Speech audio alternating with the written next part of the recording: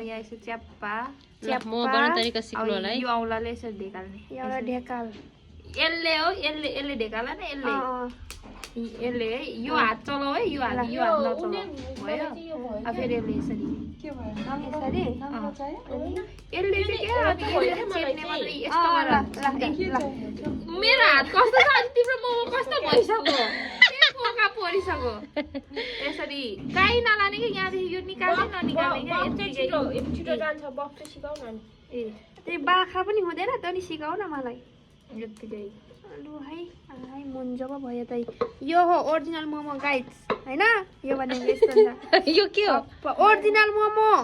यहाँनिर जुन यस्तो छ सबै यो हाम्रो मेड बाइ सपना हो है यसरी नै होला नि मैले गोलो खाल यो सिकाउ फुबुकै हो खानु घिनाउँछ क्या होस् नबनाऊ अहिले चिकन बनाऊ तपाईँ घिनाउनुहुन्छ घिनाउँछ त यो फुबु त माउ पो छ त किन के गिनाउँछ यसरी बनाएको मोमो खानै मान्नुहुन्न पानी उम्लेर कत्रो भइसक्यो